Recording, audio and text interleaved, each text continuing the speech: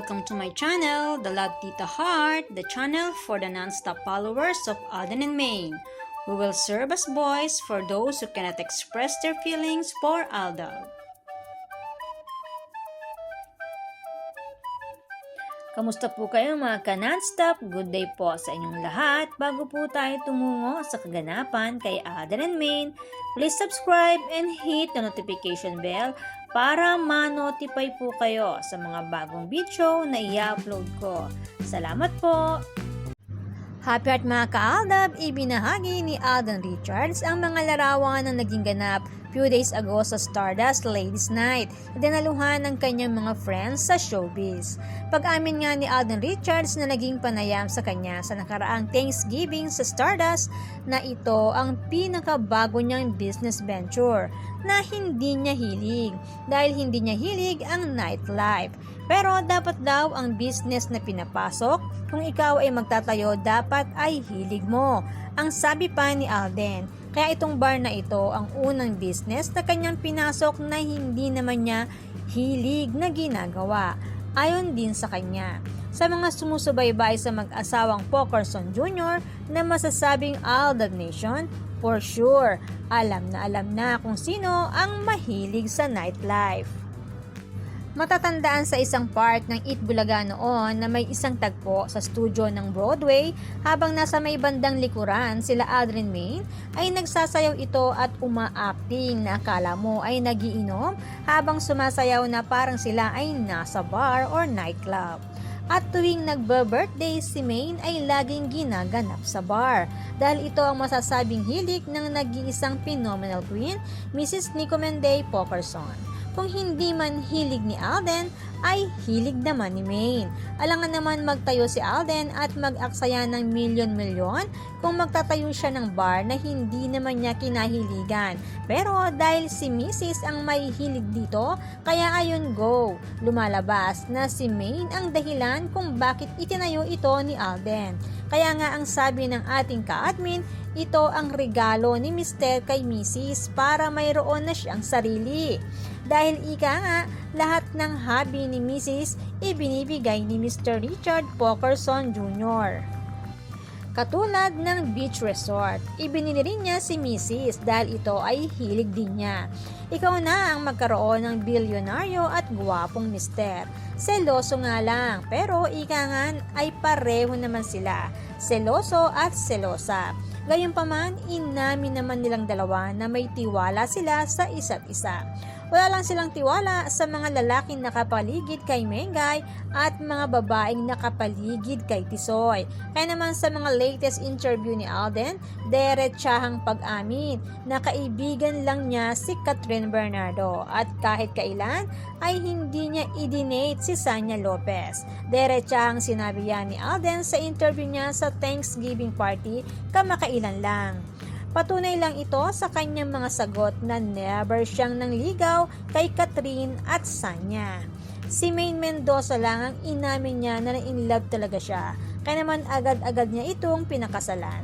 Ika nga ng ating ka-admin, masaya ang Pokerson Jr. family sa kanilang pribadong buhay. Single man siya sa mundo ng showbiz, married naman siya sa totoong buhay. Loving husband of Mengay and awesome dad ng 3 little cutie kids. Ika nga ng ating ka-admin, matagal ng Panalo Nation ang fandom. Showbiz is showbiz, dead malang sa sarsuela. Trabaho lang ang inaatupag ni Richard Jr. para sa lumalaki niyang pamilya. Samantala, ating sulyapan ang mga iba pang naging ganap kay Alden Richard and Maine. Larawan ni Alden with Laysam na nasa dressing room habang naghihintay sa event ng Brilliant Skin bilang siya ay endorser nito. Kasama ang CEO na malaki ang crush kay Alden. Ang nakaraang event ng Lazada with Rupa May na late post na ni Pambansang Bay. Matatandaan na minsan na rin ini-impersonate ni May si Rupa May. And mall tour ng Family of Two last Friday, December 22 sa SM Valenzuela, North EDSA, and Mega Mall. Nag-try din mag-ticket teller bilang bahagi ng kanilang mall tour and promotion. Kaya naman, nagkaroon muli ng pagkakataon na makita ng malapitan, makamayan at makaselfie si Alden ng mga fans at makapagmano sa mga senior na fans na kanyang napasaya. Mas marami sanang mapapasaya si Alden kung kasama niya si Maine or makasama man lang niya si Maine sa isang project. Pero ika nga, don't lose hope. Manifest natin, Aldab will be back. Ika nga ng ating ka-admin, medyo iyakin din si Baby Liit or 3D. Mana rin kay Baby Seb na sabi mismo ng kanyang ina ni Commander Pokerson na si Baby Seb is such a crybaby. Nasabi ni Nicolette Ann, kapatid ni Maine, na mana sa ama kay Alden. Kaya siguro mas busy or abala ngayon si Mengay sa pag-aalaga sa kanyang mag-aama. Kaya ika nga, wait lang tayo sa tamang panahon kung kailan pwede na si Ming.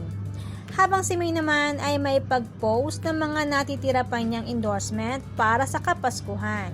Hindi na yata nakuha ni May na makapag-shoot ng bago. Kaya luma pa rin ang kanyang ipinost or pwedeng sadyang walang bagong shoot kaya puro luma ang ilan sa kanyang mga endorsement.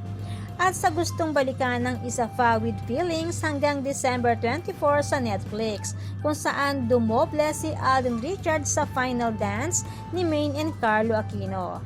At laging namamataan si Alden sa mga shooting ni Maine sa panahon na ito ay ginagawa pa. Kaya naman dahil dyan, sumuporta ang fandom ng Aldab Nation kaya malaki ang kinita ng movie na ito.